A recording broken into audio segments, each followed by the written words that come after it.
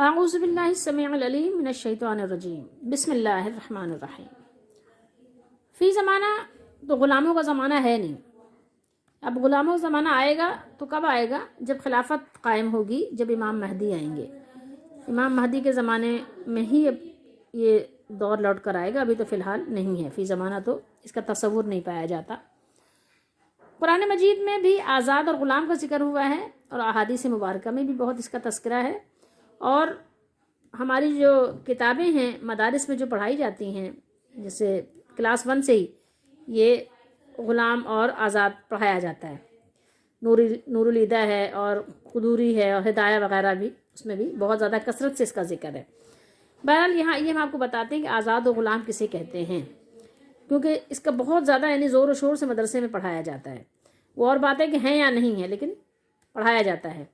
اللہ نے فرمایا کہ اے ایمان والو، یا ایھا الذین آمنوا کتب علیکم القصاص، اے ایمان والو کتبہ، کتبہ کا مطلب یہاں پر ہے لکھ دیا گیا ہے، یعنی تم پر یہ چیز یعنی تمہارے لیے یہ چیز ہے، لازم ہے، چاہے تو لو، اور تمہاری اپنی مرضی۔ آگے اللہ نے بھی فرمایا کہ اگر کوئی معاف کرنا چاہے تو اس کے لیے بھی، لیکن یعنی تم پر یہ چیز جو ہے وہ جائز کا معنی لے لیں آپ یہاں پر، کہ تمہارے لیے یہ چیز جائز ہو گئی ہے۔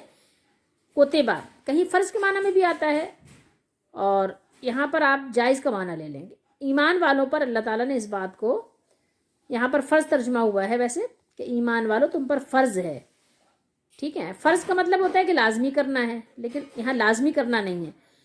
تو دیکھیے کہ جو ناحق مارے جائیں ان کے خون کا بدلہ لو، ٹھیک ہے۔ فی القتل، قتل میں الحر بالحر، آپ کو بتانا مقصد میرا یہ ہے، حر یعنی آزاد، اور عبد یعنی جو غلام ہے۔ عبد غلام، دیکھیں یہاں ترجمہ بھی یہی ہے، آزاد کے بدلے آزاد اور غلام کے بدلے غلام۔ والانثى بالانثى، عورت کے بدلے عورت۔ پھر آگے اللہ نے فرمایا تو جس کے لیے اس کے بھائی کی طرف سے کچھ معافی ہو، یا معافی ہوئی، یا اس نے معاف کر دیا، تو بھلائی سے تقاضا ہو، ٹھیک ہے، اور اچھی طرح ادا کرنا، یعنی ادائیگی میں بھی بہت یعنی خوبصورتی ہونی چاہیے، طریقے کے ساتھ ادائیگی ہو، اور تقاضا بھی جو کرے کہ ہمیں بدلہ لینا ہے، دیت یا قصاص جو بھی، تو اس کو جو ہے یعنی تقاضا بھی بھلائی کے ساتھ ہو، خیر کے ساتھ ہو، لڑائی جھگڑے سے اوائڈ کرنا چاہیے۔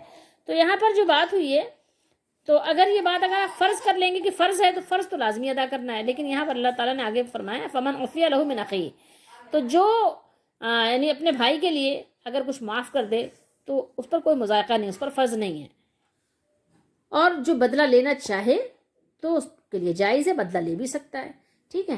تو اب آئیے، یہ جو حر ہے نا، الحر بالحر، اسی سے آپ کہتے ہیں نا حریت پسند، یعنی آزاد پسند، آزادی پسند، ٹھیک ہے۔ کچھ لوگ ہوتے ہیں نا جیسے حریت کے وہ نعرے لگا رہے ہوتے ہیں، تو یہ حریت ہے، حر سے یعنی آزاد وہ ہے جو غلام نہیں ہے۔ غلام کسے کہتے ہیں؟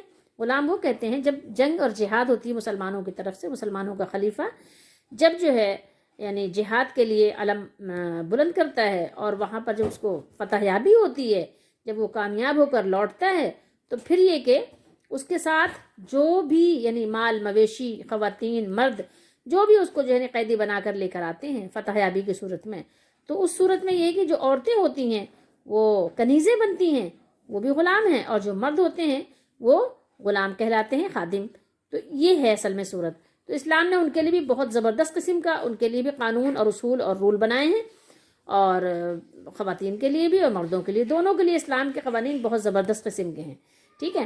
تو یہاں حر سے مراد آزاد وہ ہے کہ جو اپنے ملک میں یعنی آزاد ہے، جیسے کہ آزاد لوگ زندگی گزارتے ہیں، اور غلام کے مقابلے میں اس کو یعنی آزاد کہا جاتا ہے۔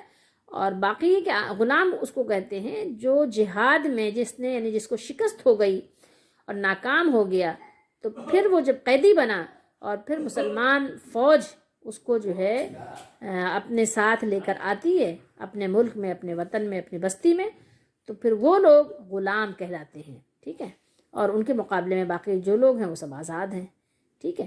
یہ صورتحال جو ہے وہی ہے غلام کی۔ اسلام نے دونوں کے حقوق دیے ہیں، تو ان کو کہتے ہیں، کیا کہتے ہیں؟ عبد کہتے ہیں، جس کو ہم اردو میں غلام کہتے ہیں، ٹھیک ہے۔